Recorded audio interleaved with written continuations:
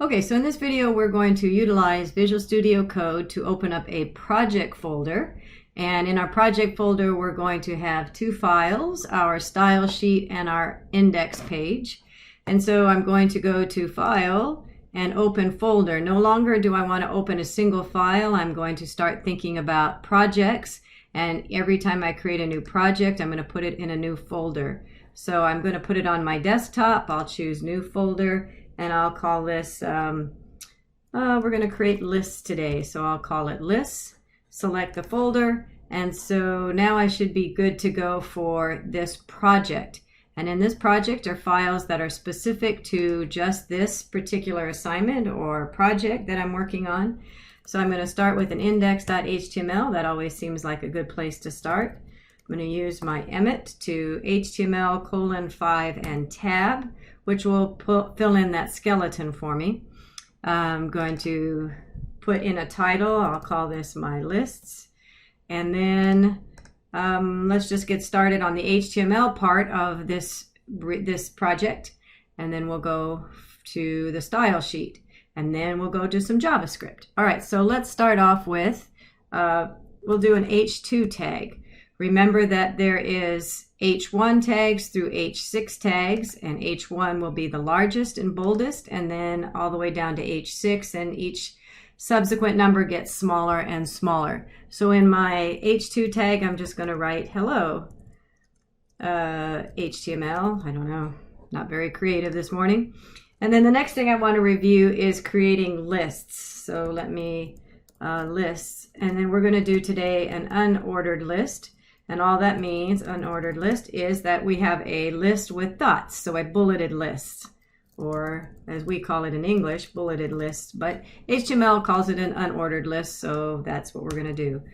All right, so remember that to do a list, we're going to use UL for unordered list, so a bulleted list. If we want the list to be numbered, we would do OL for ordered list, and then the browser will automatically make numbers for us.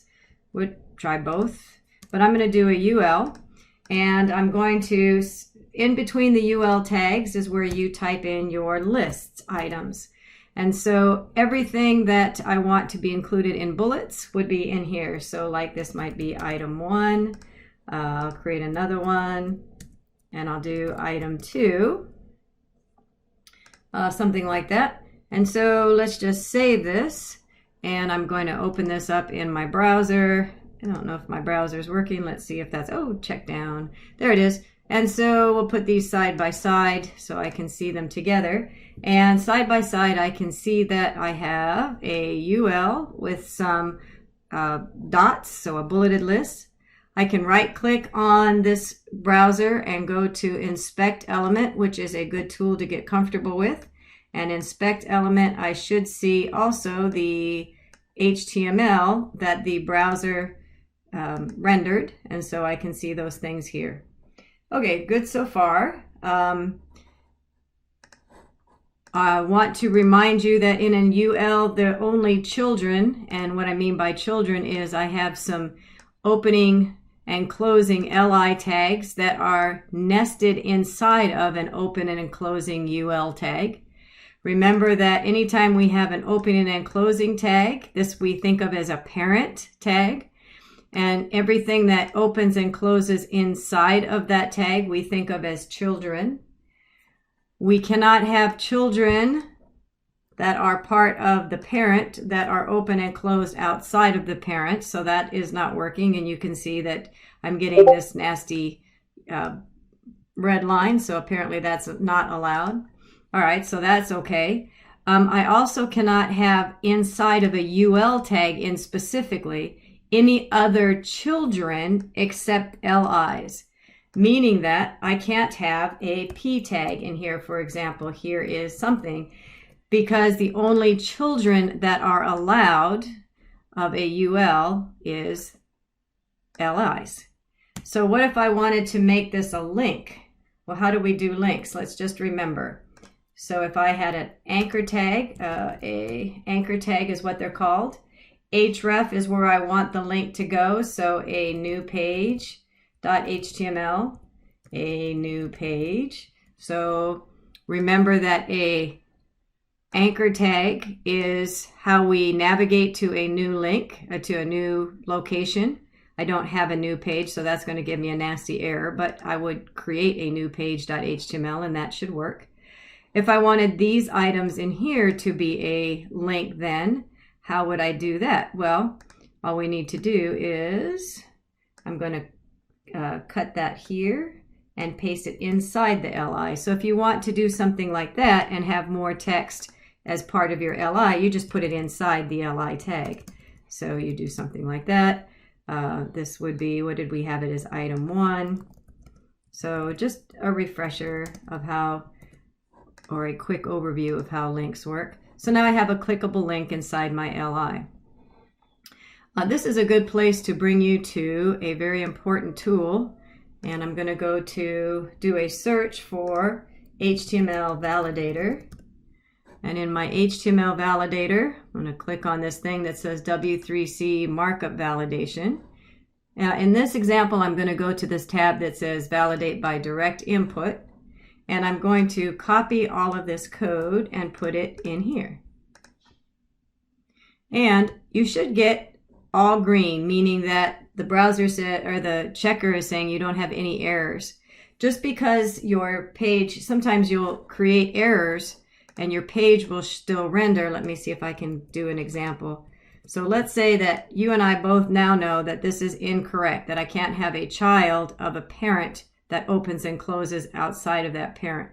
So if I were to refresh my page, let's see if it works. And it's not even working there. Sometimes we make mistakes and it still renders properly on the browser because the browser does its best to fix it for you, but that doesn't make it right. So a good thing to do always is copy all of your code. In this case, I've obviously have an error, and put it in here. And in fact, I know what I can do to demonstrate that. So I'm going to click check, and I'm getting an error. And in fact, the error is telling me LI not allowed as child of element body. So what the error there is saying is that LI is a direct child of body, and that's not allowed. So if I wasn't sure, I can always just kind of play around in my validator and see if I can get it to work properly. Now it's working properly, so now I know I can come back in here and make that work.